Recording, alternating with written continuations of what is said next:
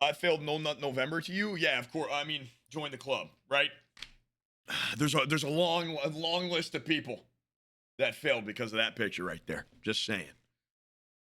Okay, let's go. 5 killers busted on camera during their crimes. I cannot wait to see people get some karma for what the fuck they're doing. Let's go. Ooh, I like the creepy ass video. I like it. All right, what are we doing? Why skip? Murdered and dumped in the woods.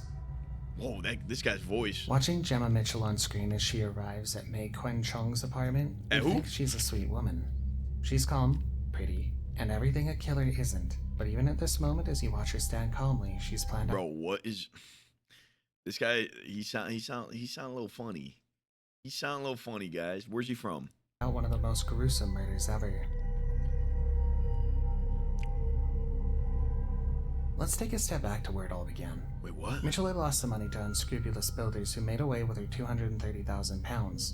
To help her get her feet back under her, Mei Quen, a friend suffering from schizophrenia, offers to give £200,000 to help with the renovations Mitchell had originally intended the builders to handle.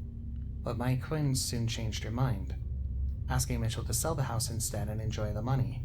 It was at this moment that Mitchell snapped and made the trip to Wembley, where Mei lives carrying a large blue suitcase with her. That's the suitcase you see in this video. Okay, I see. Mitchell, who's an osteopath with a detailed understanding of human bones, murders Mei Quen in her house and stuffs her body into the suitcase. What? Bodies in there? Oh nah, that's fucked up. Is it in the blue? Is it in the blue suitcase or the brown or black one? It's got to be blue one. The blue one's big. Dude, that's fucked up.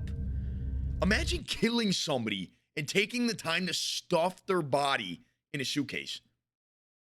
I feel like you literally gotta like break some of their bones to make them fit in there.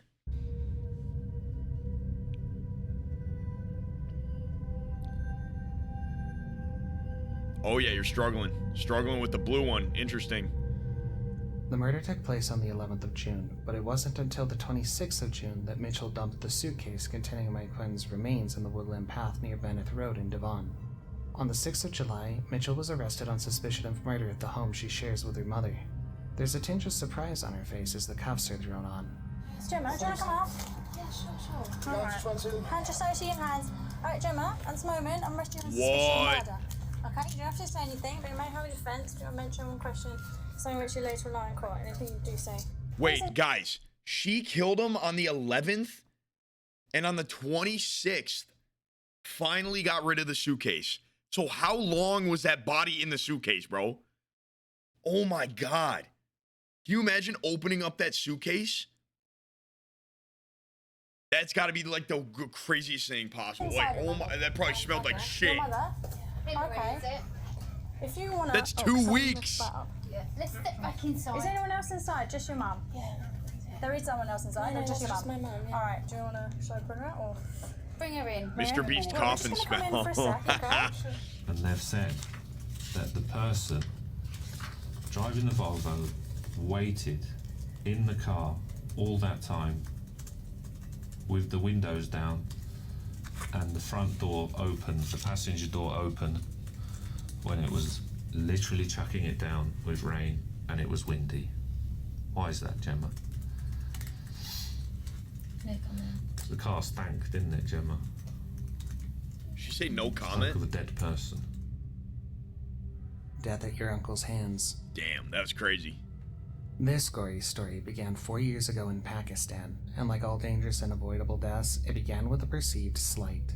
Sumaya Begum, a student at Leeds Beckett University, refused to marry a husband, her cousin, by the way, chosen for her by relatives at the age of 16. Child marriage is nothing over there, but for a child who stepped away and found new possibilities, she was determined to carry on with life on her own terms.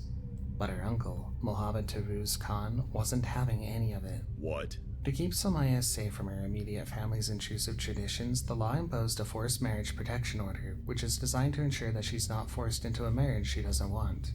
She left her father's house and went to live with her mother and her mother's brother Khan.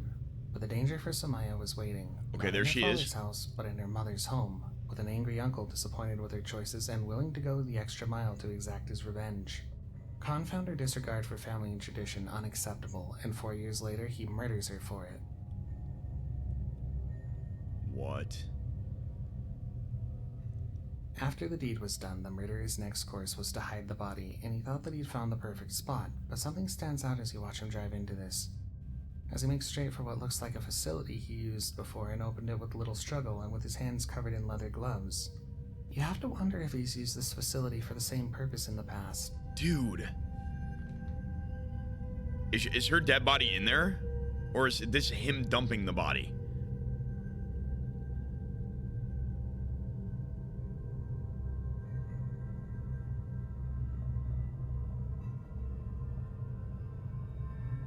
Oh, he's dumping that shit. He positions the car carefully, making sure the passenger side door is flush with the entrance to his lair to keep prying eyes from seeing him move the body in broad daylight. God, he does all of this with the ease of practice, an ease that signals that says, "This is not my first rodeo."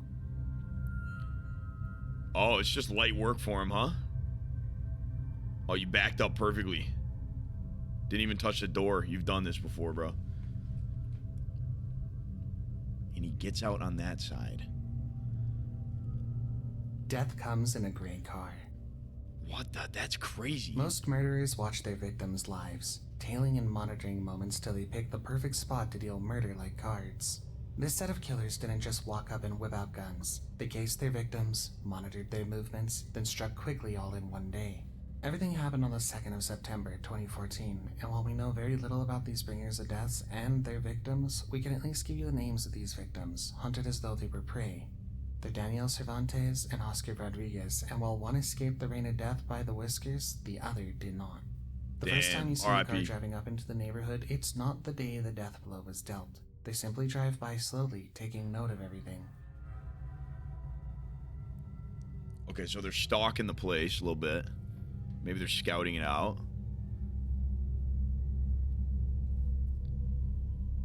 They'll drive through the same area a second time, in the same vehicle, at the same speed, making sure to capture everything they needed.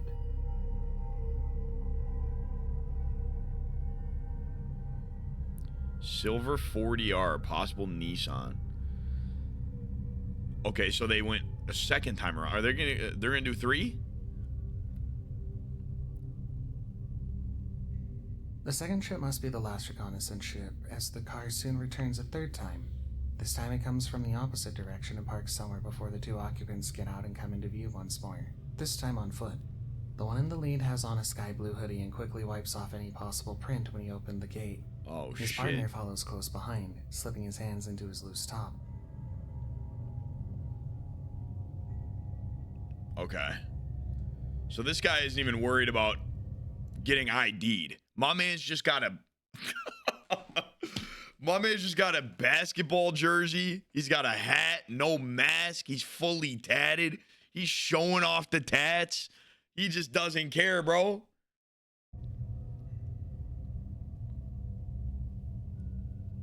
They're in a bit of a hurry now, and we watch the lead man running ahead before disappearing into the corner while his partner stands watch at the gate. Moments later, they both run out the same way they went in, but this time the man in a blue hoodie is holding a gun in his left hand. Oh, shit.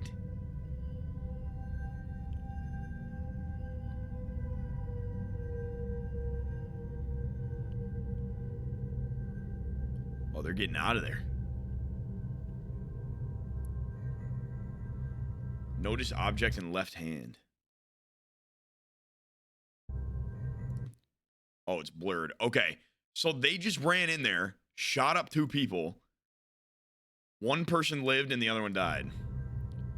And this is them like running away. That's fucking crazy.